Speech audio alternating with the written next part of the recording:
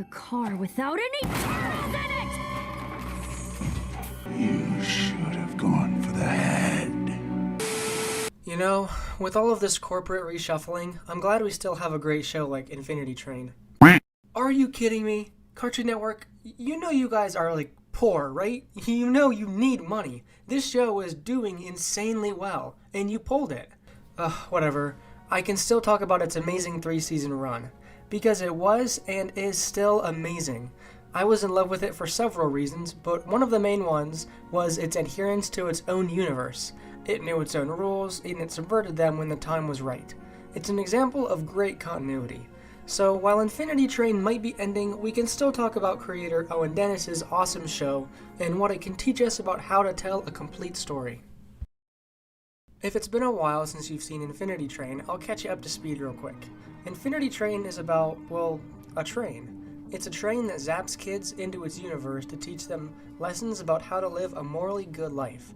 Basically, it's the Polar Express, but Tom Hanks doesn't give you a choice. This show is an anthology series, meaning we follow different protagonists each season. Season 1 follows Tulip, a teen girl who's dealing with her parents' divorce. Oh yeah, did I mention this show explores deep, meaningful topics like a parent's divorce? It's awesome. I mean, divorce isn't awesome, but the way the show handles the subject is awesome. Season 2 follows Lake, formerly known as Mirror Tulip, and Jesse, who is dealing with the fact that he tries to be an everyman and has issues standing up for himself. Season 3 follows Grace and Simon, the leaders of the Apex, a Lord of the Flies cult that is obsessed with messing with the decisions on the train. So there's a synopsis of all 3 seasons, and now let's establish the rules. The way the train works is that it first takes you to its universe, which appears to be a barren wasteland, save for some gomes, which are basically big bug monsters. Every passenger wakes up with a number on their hand, and this is basically your problem meter. Get your number down to 0 and you can go home. You can get your number to 0 by working through your problems, and by helping denizens of the train or non-passengers. They're citizens created by the train to help the actual passengers figure out their moral compass. And remember how I said Tulip is the protagonist of Season 1?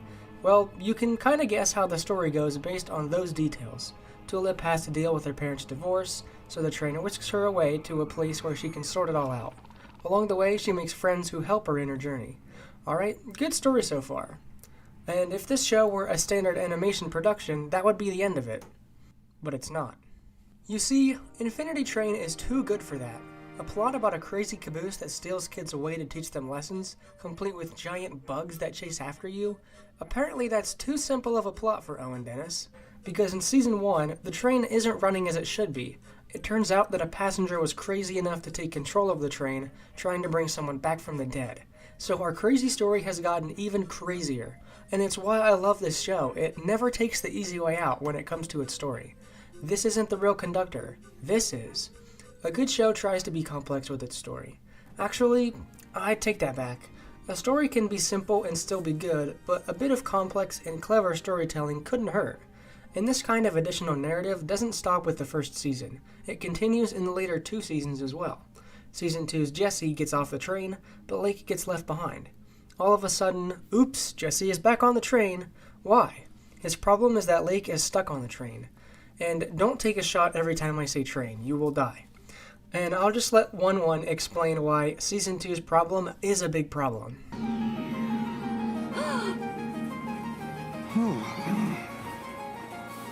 1-1, look! I have a number! So you can give me an exit. That's how it works, right? He can't leave his friend, but she's a denizen. Denizens don't have numbers. But you have a number, so... So we get our exits? Yeah, sure, whatever.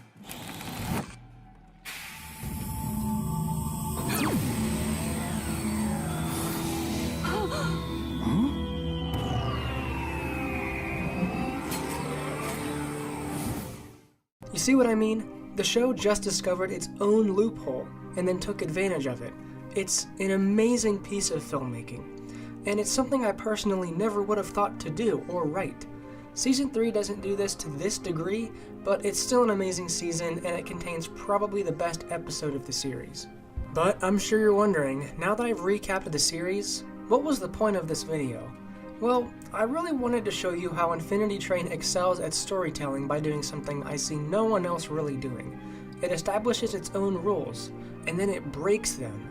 The train is a machine, it's supposed to help children with their problems, but a passenger hacked into it, effectively making the story 10 times as awesome. Passengers can't leave until their problem is solved, but what happens if a passenger's problem conflicts with one of the train's other rules? It's a paradox. This show never takes a direct route to the finish line, and it keeps the story fresh and exciting. Now, let's look at another show that almost does this, Steven Universe. Spoilers ahead, by the way. In the series finale, Change Your Mind, Steven gets his gem removed, and Pink Steven emerges. It was a huge plot twist that no one saw coming, and it was awesome at the time. But, to me, it doesn't really make that much sense from a storytelling standpoint. Sure, no one knew what would happen, really, when his gem got removed, but this isn't really working off an established rule. I really wish the show had alluded to this somehow earlier in the season. It would have made the reveal make much more sense. But, maybe this isn't the best example. How about, Star Wars The Last Jedi? I can hear Reddit gathering their metaphorical pitchforks. So, here's this scene where Leia gets blown out of her ship and she does this maneuver. Mr. Ryan Johnson, this was a bad call. We've never established that as a force power before. Leia is basically unkillable now. Remember what we talked about in the last video with Chekhov's gun? I mean Chekhov's shrink ray. You have to establish these things earlier in the story, or else it's not satisfying for the audience. But it's okay, you tried, I guess. Moral of the story, follow the rules, and don't break them. Well, you can bend the rules, like finding a loophole and using it, but straight up ignoring Mr. Chekhov isn't cool. A story can be made infinitely better when you follow the rules. Plus, I really just wanted an excuse to talk about Infinity Train again because it's awesome. Sad that it's coming to an end, but you know what? We had a great 3-season run, and not a lot of shows can say that. So, as always, the full body version of this outfit will be on my Instagram, this border design is on my Redbubble, and subscribe for more video essay, movie review hybrids just like this one. I'll see you next Friday, and thank you for watching.